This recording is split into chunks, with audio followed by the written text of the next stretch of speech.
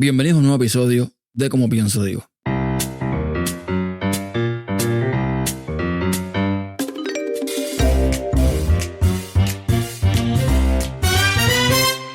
Ayer estaba en TikTok navegando por ahí y de pronto entro a un live donde había una chilena, un argentino, un colombiano, un peruano, creo que un hondureño y había también una cubana hablando del tema del embargo de Estados Unidos hacia Cuba. Lo que en Cuba se llama bloqueo, ¿no? O lo que la dictadura o el régimen, como quieran llamarle, pues llama bloqueo. Y a esta cubana la estaban moliendo a palos, como quien dice, porque ella, por más que trataba de explicar a su forma, no tenía los argumentos, al parecer, para convencer a este grupo de personas. Y bueno, yo podía entrar también para apoyarla en lo que estaba diciendo. Total, que entro al rato, cuando me pudieron subir, y me pongo a debatir siempre con mucho respeto. Ahí nadie se ofendió, nadie se alteró. O sea, hablamos, fue un intercambio de ideas completamente. Y pude debatir con esas personas. A ver, voy a aclarar algo antes de contar lo que pasó. El embargo de Estados Unidos hacia Cuba es real.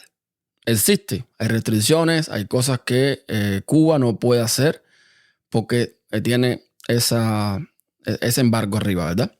Pero, el embargo o el bloqueo, como llama el régimen, siempre ha sido la excusa perfecta para justificar toda la mala gestión que se hace en Cuba.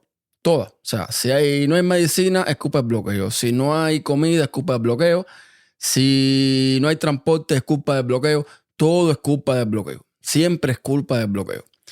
Y en parte, claro, hay restricciones. Hay cosas que a lo mejor en una situación normal fuese más fácil adquirir ciertas cosas, pero no nos engañemos. Eso es cuento. El régimen siempre ha encontrado la vía y la forma de obtener lo que necesita, ya sea por terceros, cuartos, quintos países.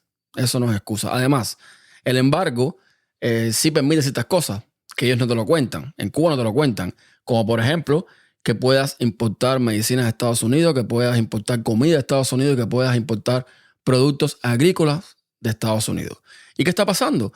Pues que en Cuba hay un montón de tierras que no funcionan, que están abandonadas y no hay material agrícola para atender esas tierras. No las tiene el Estado, no las tiene tampoco el campesino. ¿Por qué Cuba no ha comprado material agrícola? Es una gran incógnita, ¿verdad? Bueno, ni tanto. Ellos emplean el dinero en otras cosas. En fin, que es un tema bastante peliagudo. Se pueden tocar muchos palos, se pueden hablar de muchas cosas, pero no el objetivo.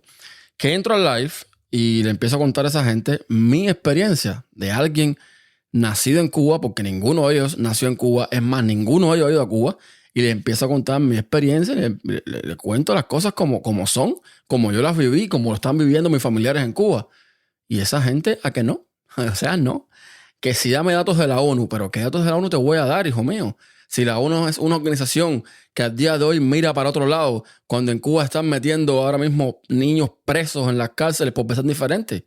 Cuando en Cuba han metido a personas detenidas en cárcel por meses y meses y meses, incluso todavía siguen presos, por poner un cartel que diga, qué sé yo, abajo la dictadura o libertad o lo que sea. ¿De qué ONU tú me estás hablando? Pero además, la mayoría, no voy a decir todos, voy a decir la mayoría de los datos que ofrece el gobierno cubano a las instituciones internacionales que registren datos de lo que sea, son falsos. Son datos falsos, son datos manipulados. Yo lo sé de primera mano. Yo tuve una relación cercana con una persona que trabajó en la oficina de estadística de Cuba, en la ONI, en la Oficina Nacional de Estadística, y ahí se manipulaban datos. Entonces, yo explicándole a esta gente todo eso, y ellos que mira, que no, que si no tienes datos, que si para aquí, que si para allá. Pero ¿qué más datos tú quieres? Que te estoy diciendo que yo viví en Cuba 29 años. Yo viví bajo un régimen. Yo sé perfectamente cómo se come, cómo se bebe, cómo se va al baño en Cuba. ¿Cómo tú me vas a decir que no?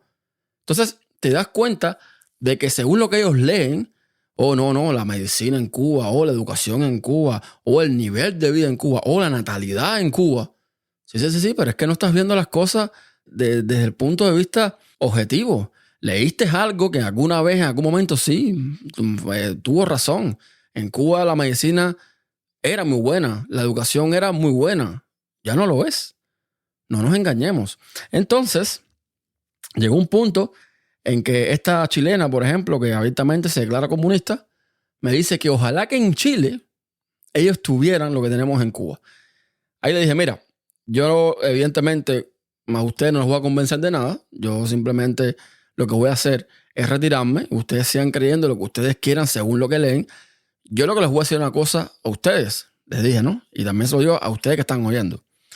Cualquier cosa que ustedes escuchen de Cuba, sea buena, sea mala, si de verdad quieren saber si es real, si no le creen a un cubano como yo que está en el exilio, o mejor dicho, que emigró, o no le creen a un cubano que incluso vive dentro de la isla, es fácil.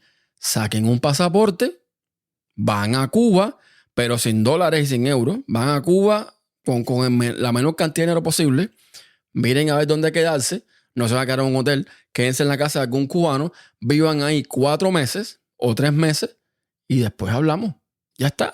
La mejor forma de tú saber cómo se vive en un lugar es así. Vas ahí y lo vives por ti mismo. Pero le ronca el mango que gente que nunca ha ido a Cuba y que no vive en Cuba le digan a un cubano cómo se vive ahí. Hasta un próximo episodio.